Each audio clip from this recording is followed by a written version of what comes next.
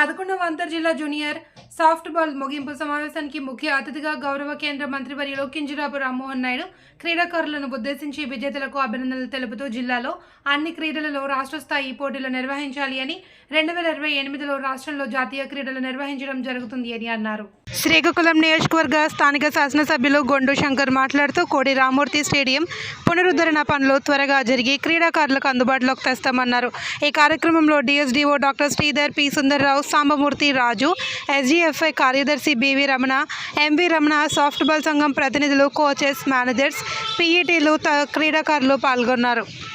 ఈ యొక్క కార్యక్రమం ఎంత బ్రహ్మాండంగా జరగడానికి సహకరించినటువంటి దాతలకి, పత్రికా విలేకరులకి అందరికీ కూడా మరొకసారి నా హృదయపూర్వకమైనటువంటి నమస్కారాలు తెలియజేసుకుంటూ ఈ కార్యక్రమంలో పార్టిసిపేట్ చేసినటువంటి యువ క్రీడాకారులందరికీ కూడా నా శుభాశీస్సులు తెలియజేసుకుంటున్నాను.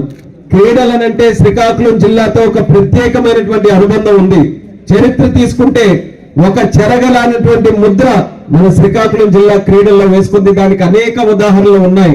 కోడి రామూర్తి గారు కానీ, అలాగే మనకి మొట్టమొదటిసారిగా మన ప్రపంచ స్థాయిలో మనకి ఒలింపిక్ మెడల్ సాధించినటువంటి కరణం మల్లేశ్వరి గారు కానీ, ఇలా ఎన్నో ఉదాహరణలు మన శ్రీకాకుళం జిల్లా నుంచి పుట్టాయని గర్వంగా ఈ వేదిక ద్వారా తెలియజేసుకుంటున్నాను.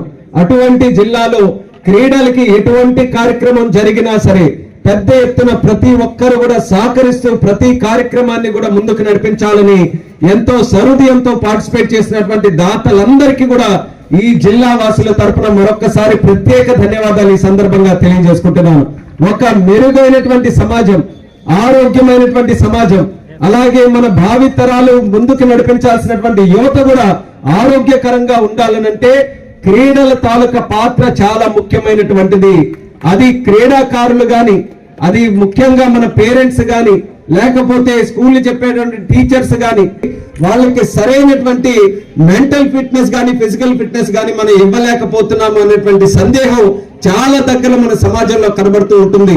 ఇప్పటికైనా సరే అటువంటి పొరపాటు ఎక్కడైనా జరిగితే సరిదిద్దుకోవాల్సినటువంటి బాధ్యత రాష్ట్ర కేంద్ర ప్రభుత్వాలతో పాటు స్కూల్ వ్యవస్థ నడిపించేటటువంటి పెద్దలు, అలాగే సమాజంలో ఉన్నటువంటి వ్యక్తులు మనందరి మీద ఉన్నదన్నది ఈ కార్యక్రమం ద్వారా మరొకసారి గుర్తించాలని ప్రతి ఒక్కరికి కూడా ఈ సందర్భంగా కోరుతున్నాను. మొన్ననే ఒలింపిక్స్ జరిగాయి ప్యారిస్ లో. 6 మెడల్స్ మనం సాధించుకున్నాం. సుమారు 71వ స్థానంలో భారతదేశం ఉంది. బాధ కలుగుతుంటుంది కొన్ని సందర్భాల్లో. ఇంత పెద్ద దేశం, ఇన్ని విశిష్టలు కలిగినటువంటి దేశం, ఎందుకు మనం అంత స్థాయిలో మనం రాణించలేకపోతున్నామన్నది జరుగుతుంటుంది. కానీ మనం దృష్టి పెట్టాల్సినటువంటిది ఒలింపిక్ లో ఎన్ని మెడల్స్ సాధించామన్నది కాదు, గ్రామ స్థాయి నుంచి క్రీడాకారులు ఏ రకంగా మనం ప్రోత్సహించి అక్కడికి పంపిస్తున్నామన్నది, దాని మీద మనం దృష్టి పెట్టాల్సినటువంటి అవసరం ఉంది.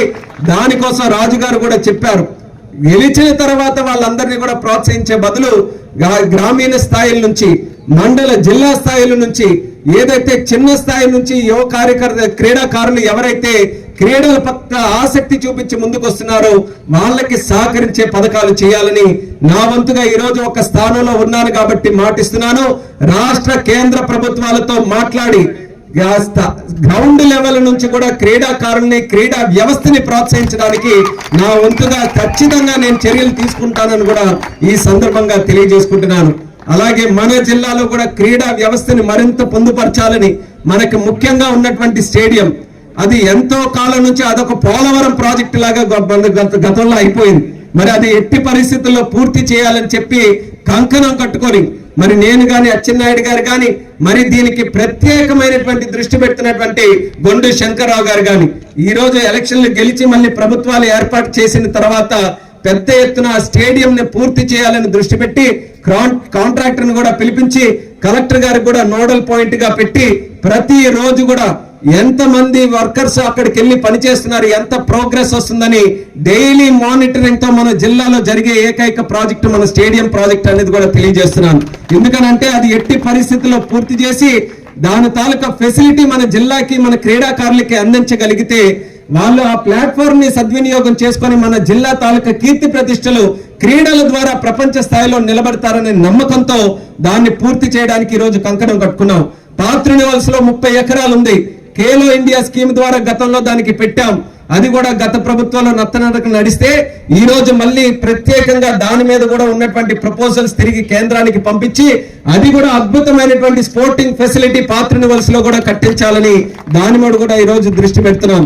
అలాగే ఎక్కడికక్కడ నియోజకవర్గ స్థాయిలో మండల స్థాయిలో కూడా స్పోర్టింగ్ ఇన్ఫ్రాస్ట్రక్చర్ ఇంప్రూవ్ చేయాలని ఒక పక్కా ప్రణాళిక వేసుకొని భవిష్యత్తులో అన్ని కార్యక్రమాలు కూడా క్రీడల పట్ల ఆసక్తి చూపించి మేము చేస్తామని కూడా తెలియజేస్తున్నాం. ఈ రోజు కొత్తగా చెప్పనక్కర్లేదు, మనకి ముఖ్యమంత్రిగా ఉన్నటువంటి చంద్రబాబు నాయుడు గారు క్రీడల తాలూకా ఇంపార్టెన్స్ ఏ రకంగా ఉంటుందన్నది ఆ రోజుల్లోనే గ్రహించి గోపీచంద్ గారికి ఆ రోజుల్లో హైదరాబాద్ లో ప్రత్యేకంగా సైట్ ఇచ్చి బ్యాడ్మింటన్ ఫెసిలిటీ ఏర్పాటు చేసినటువంటి ఘనుడు మన నారా చంద్రబాబు నాయుడు గారు ముఖ్యమంత్రి గారు అని తెలియజేస్తున్నాను.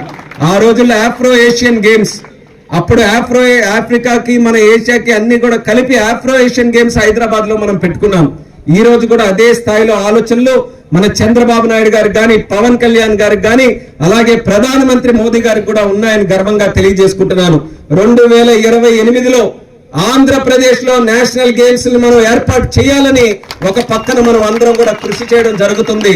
అలాగే నరేంద్ర మోదీ గారి తాలూకు ఆలోచన 2036 సంవత్సరానికి మన భారతదేశంలో ఒలింపిక్స్ ని మనం తీసుకొని రావాలని ఆయన వంతుగా ఆయన కృషి చేస్తున్నారు. ఇవన్నీ కూడా మాటల కంటే మనం చేతల్లో చూపించాలనంటే దాని పట్ల ఇప్పటి నుంచే మనం అన్ని కూడా కార్యాచరణ వేసుకొని ముందుకు వెళ్ళాలి. అటువంటి ఆలోచన ముఖ్యమంత్రి గారికి ప్రధానమంత్రి గారికి ఉంది కాబట్టి ఆ ఆలోచనల ద్వారా మనం ముందుకు నడిస్తే ఇన్ఫ్రాస్ట్రక్చర్ ని మరింత మనం అందరం కూడా తయారు చేసుకోవచ్చు అన్న ఆలోచనతో ఈ సందర్భంగా తెలియజేసుకుంటున్నాను. అలాగే మన శ్రీకాకుళం జిల్లాలో ఈరోజు మొదటి కాంపిటీషన్ గా ఇది జరుగుతుంది. కానీ మన జిల్లా పెద్దలు క్రీడల గురించి ఎంత కష్టపడి పనిచేస్తున్నారో నేను ఇప్పుడు నా 10 సంవత్సరాలు నా రాజకీయ అనుభవంలో చూశాను. ఎన్ని రకాలైనటువంటి ఒడిదొడుకులు వచ్చినా, కరోనా వచ్చినా, రాష్ట్ర ప్రభుత్వం నుంచి సహకారం ఉన్నా లేకపోయినా ప్రతి సంవత్సరం కూడా ఏదో ఒక కష్టపడి అవసరమైతే సొంత డబ్బులైనా ఖర్చు పెట్టి మరి కార్యక్రమాలు జరిపిస్తున్నటువంటి ఈ స్పోర్టింగ్ మీద ఆసక్తి ఉన్నటువంటి ప్రతి ఒక్కరికి కూడా మనస్ఫూర్తిగా అభినందనలు